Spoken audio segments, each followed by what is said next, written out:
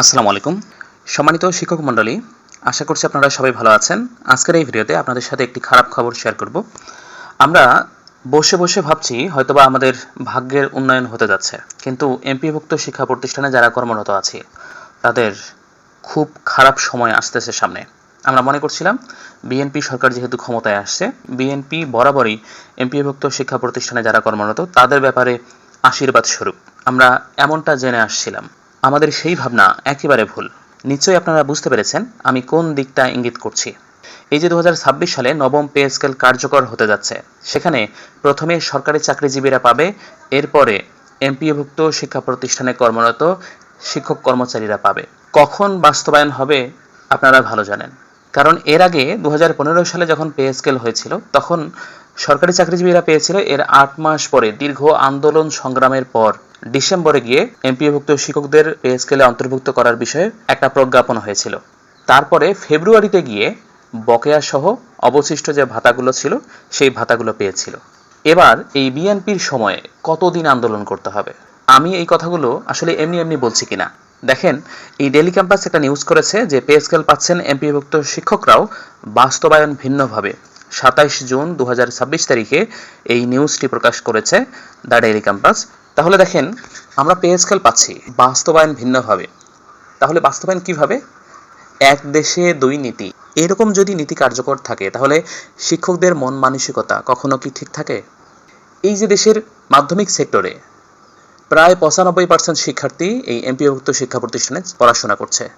এত বিপুল সংখ্যক শিক্ষার্থীকে এমপিওভুক্ত শিক্ষকরা পড়াচ্ছে, তাদের প্রায়োরিটি তো বেশি থাকার কথা। উল্টো তারা দিনের পর দিন নিষ্পেষিত হচ্ছে, দিনের পর দিন বঞ্চিত হচ্ছে। রাষ্ট্র তাদেরকে বঞ্চিত করে রাখছে।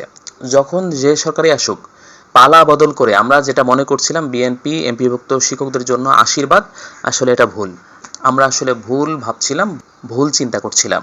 দেখেন বাস্তবায়ন কিভাবে, একটু বিস্তারিত যাই। আমি অনেকগুলা কথা বলে ফেলছি, কেন বলছি আমার আসলে মাথা ঠিক নাই। এই যে নিউজগুলো দেখতেছি অনবরত, আমরা যারা এমপিভুক্ত শিক্ষক আছি, আন্দোলনের নামে আন্দোলন ছাড়া কোনো কথা নাই। আমি নিউজ শুরু করার পূর্বে একটা কথা বলি। আমরা 2025 সালের ডিসেম্বরে নায়েমের একটা প্রশিক্ষণ নিয়েছিলাম। সেখানে নায়েম থেকে আমাদের উপজেলাতে এসে প্রশিক্ষণ দিয়েছিল। সেই সময় নায়েমের একজন ট্রেনার উনি বলছিলেন যে আপনাদের শিক্ষক নেতারা তো ভুল করছেন। জিজ্ঞেস করলাম স্যার কিভাবে? বলল যে আপনারা এই যে এমপিও পান, আপনারা তো চাকরি করছেন, এমপিও এটা কেমন না? আপনারা বেতনের জন্য আন্দোলন করেন, আপনাদের তো অনুদান দেয়া হয়, আপনারা বেতনের অন্তর্ভুক্ত হন, দেখবেন যে অটোমেটিক্যালি বাকি যেসব সুযোগ সুবিধা আছে সবগুলো অন্তর্ভুক্ত হয়ে যাবে। আপনারা এমপিও সিস্টেমে কেন? এটা তো অনেকটা খয়রাতির মতো।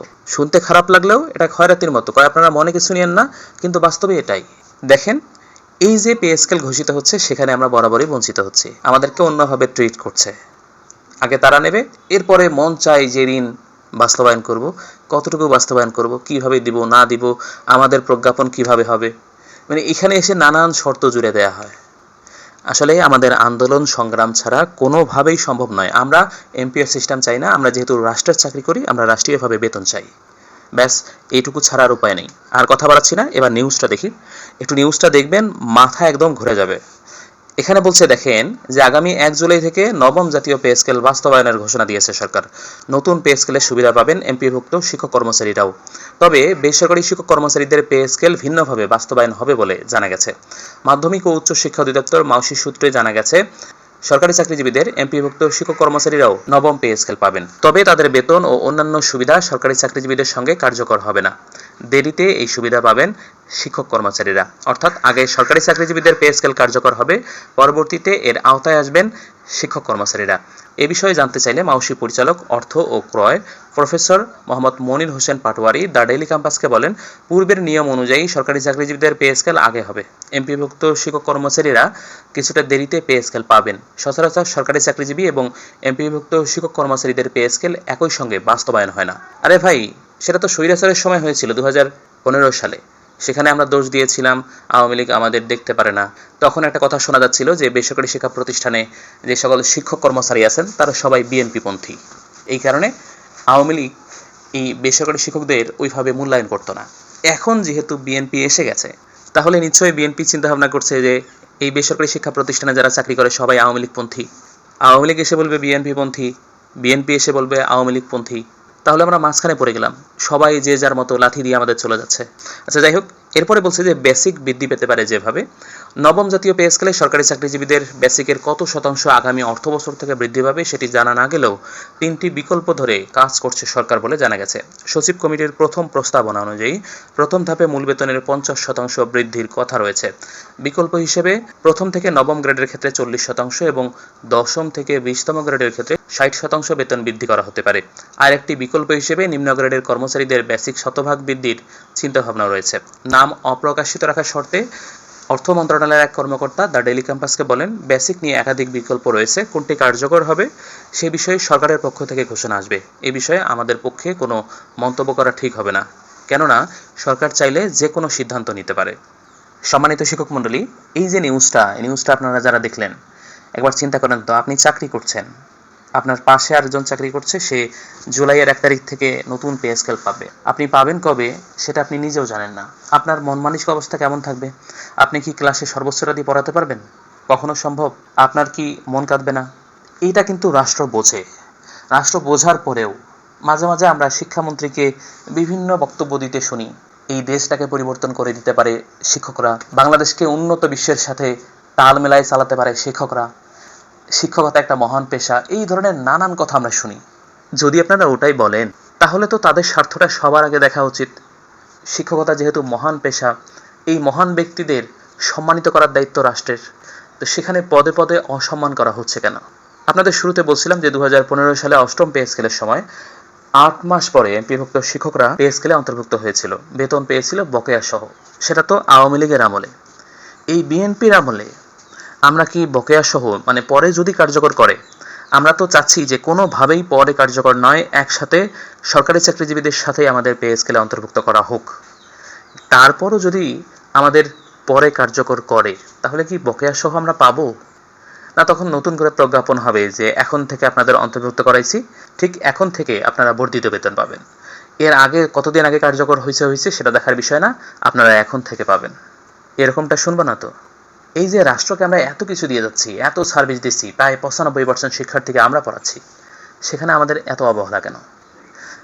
যেটা বলছিলাম যে 2015 সালে যে পে স্কেল হয়েছিল, সেখানে ফেব্রুয়ারি থেকে কার্যকর হয়েছিল।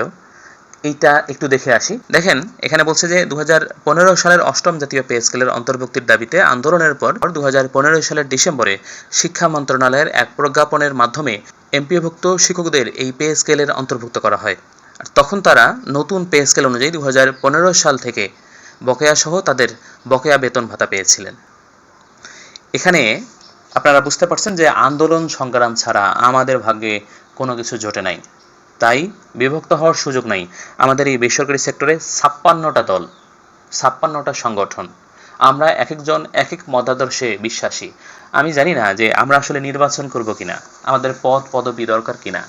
এই যে যারা রাজনৈতিক দল গঠন করেন, এখানে তো অনেক ইনকাম আছে। আমাদের এই শিক্ষকদের ক্ষেত্রে আসলে ইনকামটা কি? এত এত দল গঠন করতেছি, আমরা সবাই নেতা হতে চাই, কোনো কর্মী নাই, কিচ্ছু নাই। এত নেতা হয়ে লাভটা কি? আমরা তো দিনের পর দিন বঞ্চিত হয়ে যাচ্ছি। আমার মতে সবাই এক কাতারে ইলেকশনের মাধ্যমে নেতা নির্বাচন করেন, ভোটের মাধ্যমে। একটা জেলা কমিটি দেন, প্রত্যেকটা জেলা কমিটি, সারা দেশে 64টি জেলা, এর মধ্যে 64টা জেলা কমিটির প্রধান, তারা ভোটের মাধ্যমে একজনকে নির্বাচিত করবেন, তিনি সমস্ত শিক্ষকদের নেতৃত্ব দেবেন। একটা মাত্র সংগঠন হবে, সেখানে সকল শিক্ষকদের স্বার্থ নিয়ে কাজ চলবে। আমরা একজন আমাদের দাবি দেওয়া নিয়ে আন্দোলন করছি, আরেক দল বিপক্ষে গিয়ে তাদের বিরোধিতা করছি, ফলে আমরাই তো বঞ্চিত হচ্ছি, অন্য কেউ তো বঞ্চিত হচ্ছে না। তাই সময় এসেছে আন্দোলন করার, সংগঠিত হই, আন্দোলনে যুক্ত হই, আমাদের অধিকার আমরা বুঝে নেই। সম্মানিত শিক্ষক মণ্ডলী, যারা ভিডিওটি দেখছেন অবশ্যই শেয়ার করবেন এবং চ্যানেলটি সাবস্ক্রাইব করবেন, কারণ এই ধরনের তথ্যগুলো আমাদের এই চ্যানেলে প্রতিনিয়ত আপলোড করা হচ্ছে। আপনারা সবাই ভালো থাকবেন, সুস্থ থাকবেন। দেখা হবে পরবর্তী ভিডিওতে। আল্লাহ হাফেজ।